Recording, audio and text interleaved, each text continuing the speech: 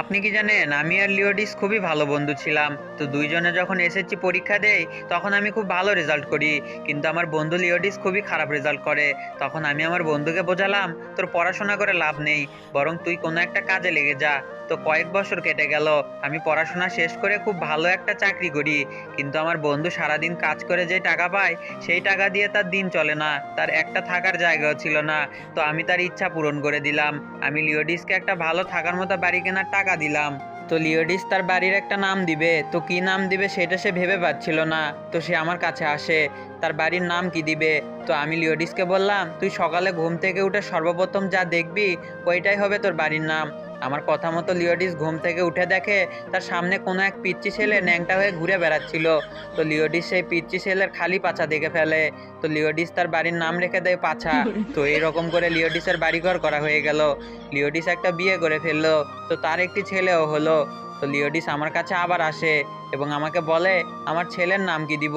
তো আমি আবারও বললাম তুই কালকে সকালে ঘুম থেকে উঠে যা দেখবি সেইটাই হবে তোর ছেলের নাম। তো লিওডিস সকালে ঘুম থেকে উঠে দেখে ওই পিচ্চি ছেলেটাই ওখানে হেগে রেখে গেছে। তো তার চোখ সে হাগার উপরে পড়ে, তাই লিওডিস তার ছেলের নাম রেখে দেয় হাগা। এইভাবে অনেক দিন কেটে যায়। তারপর লিওডিস তার ছেলেকে বাড়িতে রেখে বাজারে যায়। সেই অবস্থায় লিওডিসের বাড়িতে আগুন ধরে যায়, তো তার ছেলেটিও ছিল তার বাড়িতে আগুনের মধ্যে। তখন লিওডিস তার বাড়ির এই অবস্থা দেখে জোরে জোরে চিল্লাতে থাকে, ওরে আমার পাছায় আগুন ধরে গেছে, হাগা মরে গেল রে, ওরে কেউ আমার হাগাটারে বাঁচাও। আসলে লোকেরা তো জানতো না তার বাড়ির নাম পাছা এবং তার ছেলের নাম হাগা। তো যাই হোক, আশা করছি ভিডিওটা আপনাদের অনেক মজা লেগেছে। এটা দেখার পর আপনি হয়তো আপনার হাসি আটকে রাখতে পারেন নাই, আমি জানি। আর হাসতে হাসতে আপনার কি অবস্থা হয়েছে সেইটা অবশ্যই কমেন্টে লিখতে ভুলবেন না।